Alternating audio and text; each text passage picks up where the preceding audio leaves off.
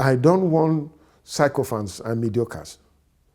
If I do a thing that is wrong, approach me. And if I know that I'm wrong, I'm ready to apologize to you so that we can move forward.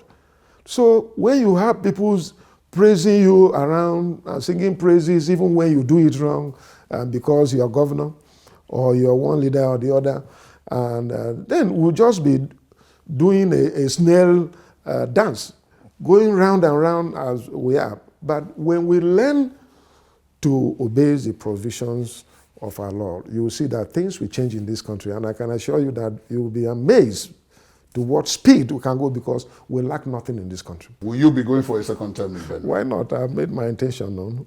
I'm Why? going for a second What have term. you done that you think that the people should see and vote you for a second term? Because all that seems that is in the news more recently has been this issue of these killings. You mentioned industrialization earlier on in the interview, your plans and so on, and that depending on how people behave, that might prove difficult. Investors might find it difficult to come there and invest, and you yourself might find it difficult to actualize your plans.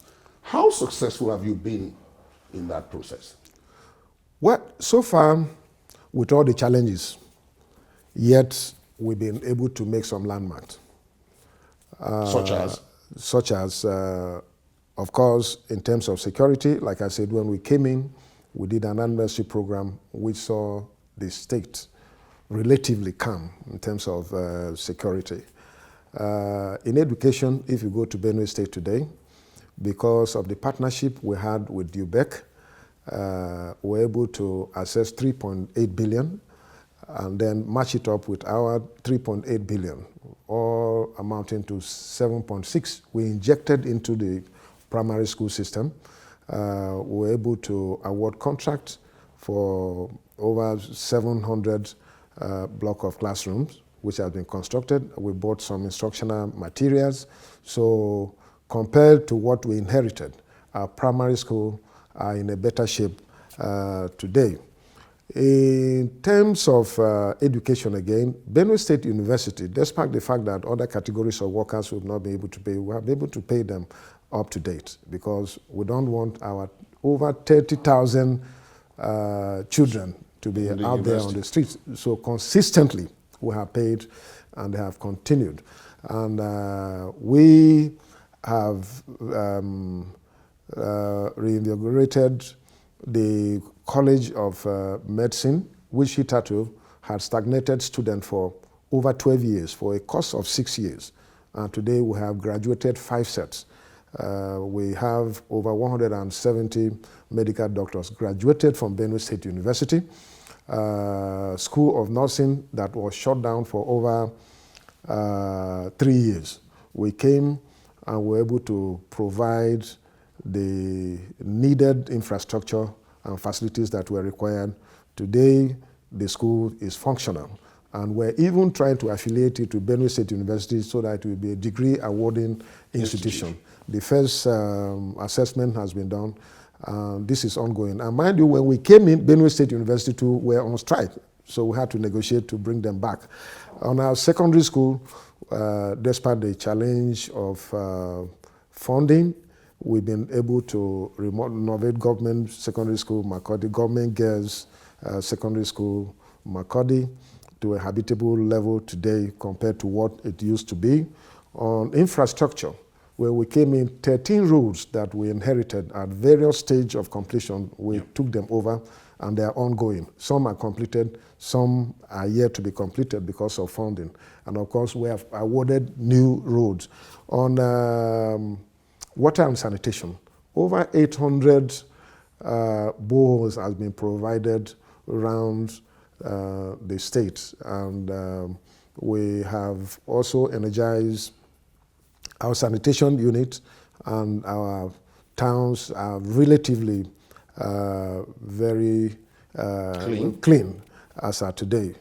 On housing, we an urban renewal. We have continued in this manner housing for civil servants and other government officials. That is also ongoing. On agriculture,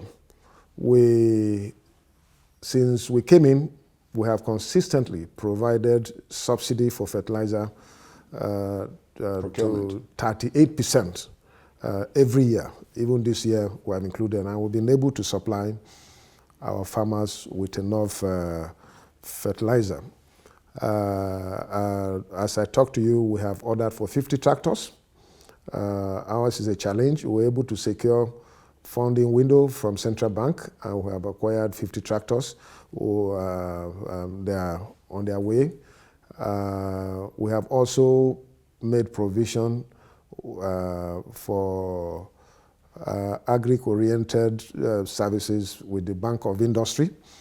We paid a 1 billion counterpart funding to match with their own. So we have 2 billion that we're giving micro credits to agricultural-based industries and so on. We also keyed into the Anchor Borrowers Program of the Central Bank, and with government facilitating with the training. And so there is massive participation of our people into this program. In justice, we have provided 15 executive bills which have been passed, including the prohibition of open grazing and all that. The civil service will form the biggest single group in Benue. Yes. Apart from the farmers, of course. Yes. But you alluded to it yourself when you talked about the issue of salaries not being regular. It's been a challenge. I inherited that. When I came in, I inherited salary arrears, gratuity and pension of over 69 billion naira. So since then, that has been trailing me. That has been a problem. With all the interventions from the federal government, the support from Paris Club, and other loan facilities and all that, it has not been an easy thing. But again, Benue State has a peculiar problem. Like you said, it's a civil service state, actively supported by agriculture, peasant farming. So today, as I talk to you, Benue State, in terms of high wage bill, is number 3 in Nigeria. Lagos first, for instance, a director in Lagos takes about 345,000. A director in Rivers State takes about 280,000. Per month? Per month, basic. Then a director in Benue State takes 280,000. A director, the same director in Kaduna, well, of course, you cannot compare Benue in terms of viability economically, you know, commercially wise. But a director in Kaduna takes less than 150,000. Kano, 150,000. Other states are as low as 75,000. Benue State is paying 280,000. So my wage bill initially was 8.2 billion as at the time I was taking over governance. As that you say 8.2 billion a month? A month. That is local government and state. As at the time I was taking over government. When I came in, the first thing that I was confronted with was the issue of teachers. And I have certain level of passion for teachers because of the sensitive work they do for our children. And I asked that, you have not been paid minimum wage, go ahead and pay them. And this was done, so it went to about 8.5. But after looking at the figures, and I saw that it was an impossible thing to implement, we started looking at other ways of screening and blocking and eliminating leakages. At the end, we were able to bring it down to 7.8 billion. That is where we are. That is including pension of about 600 million every month, and then overhead. So when you put it together, you're looking at 7.8 billion in 1 month.